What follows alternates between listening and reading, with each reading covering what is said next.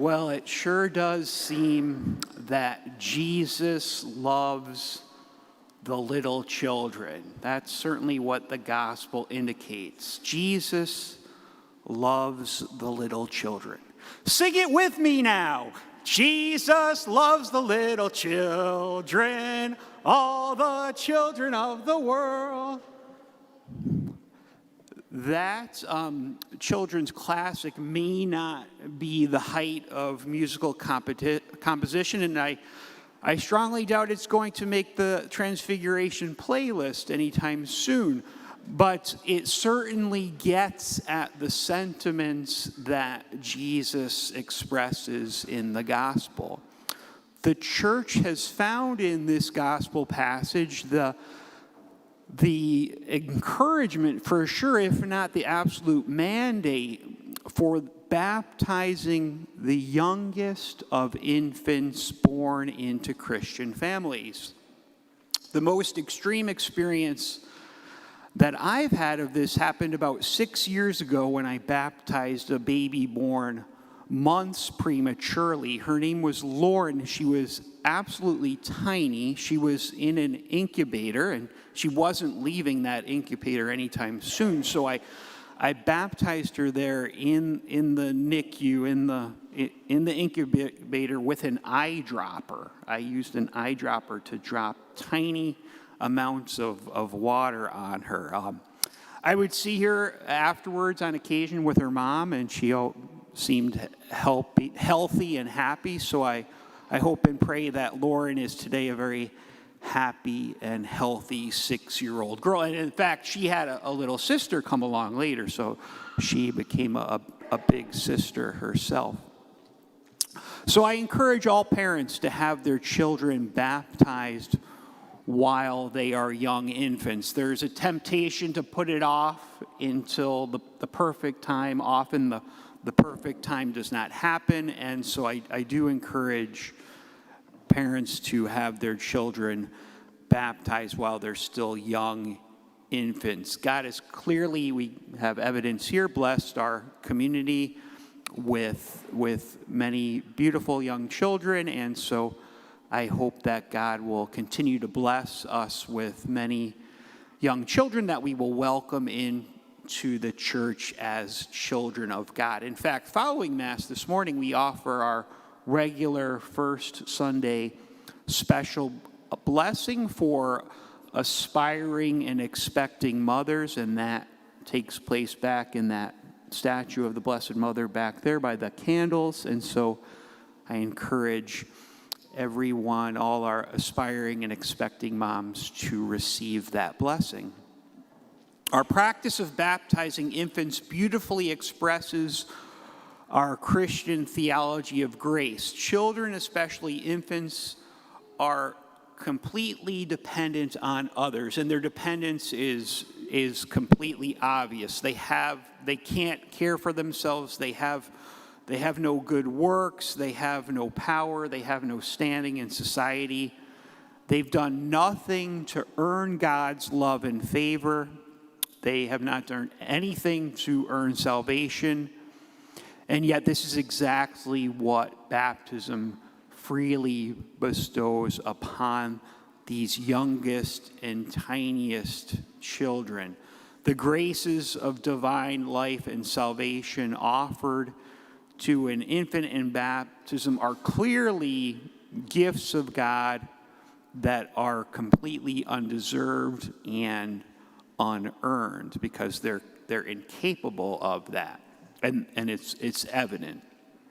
And while the unmerited nature of God's grace is obvious in the case of tiny infants, the infant's radical dependence on others is a more honest manifestation of the dependence that each of us has on God and others. We can deceive ourselves. We can forget, especially when we're young and strong and healthy and feel invincible.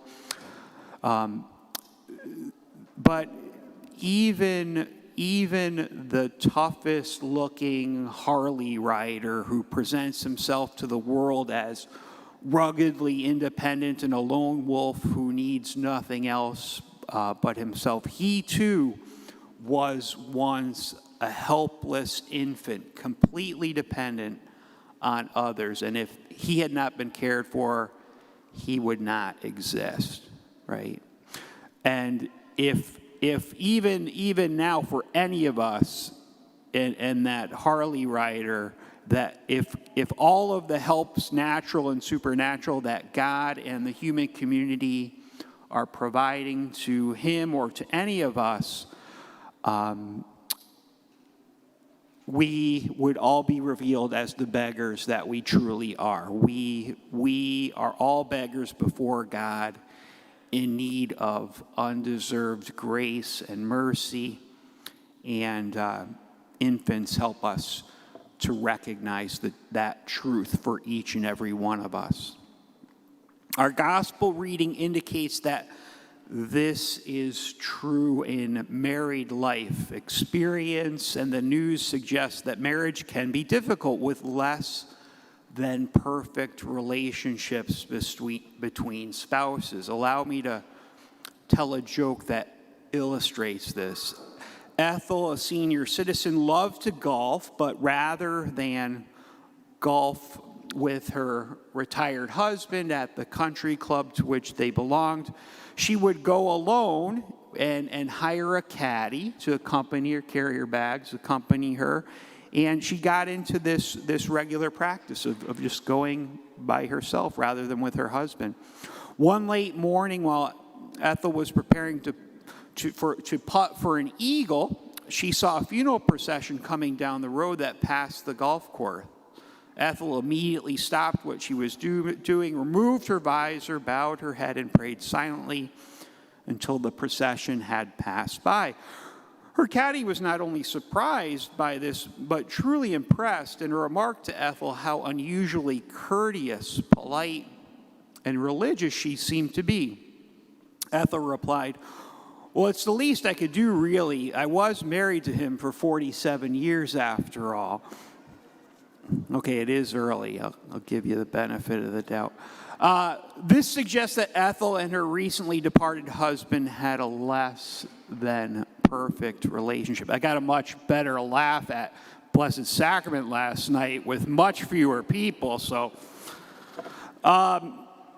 hoping to help Christian husbands and wives to achieve more perfect relationships that demonstrate Jesus' love for his bride, the church herself asks Christians to seek God's help by receiving the sacrament of marriage. Ideally, the sacrament of marriage is bestowed and received by a couple in a church ceremony on their wedding day, after having been prepared for the sacrament by a priest or deacon. Reception of the sacrament of matrimony is, in fact, required for a Catholic Christian to remain in what we might call good standing and eligible to receive Holy Communion. In the event that a Catholic Christian has been married civilly and wants to have his or her marriage blessed or sacramentalized, such a couple should seek the help of a Catholic priest or deacon, all of whom are prepared to start to sort that out.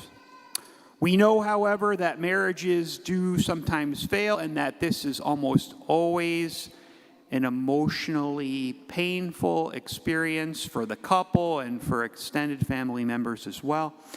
I encourage everyone who has been divorced or is concerned that his or her marriage may be in danger to seek out a Catholic priest or deacon who can assist you in getting the proper assistance and guidance depending on your particular situations.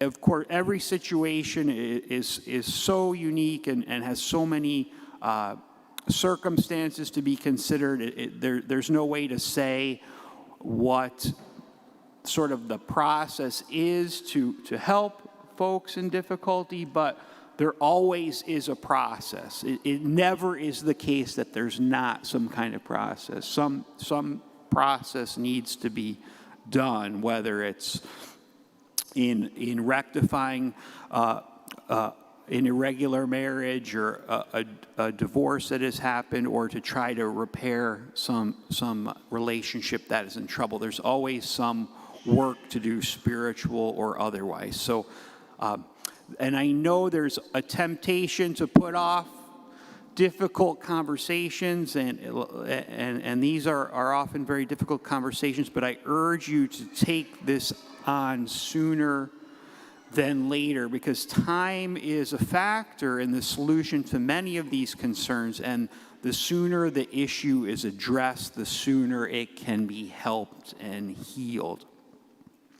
We need so many helps, both natural and supernatural, to live the Christian life well. And as I've indicated, that's sometimes it requires the help of a priest or deacon. That's what we're actually supposed to be doing, rather than raising money and all kinds of other nonsense that we're asked to do. We're actually supposed to be helping people with their relationships and their spiritual lives. So we need help, natural and supernatural.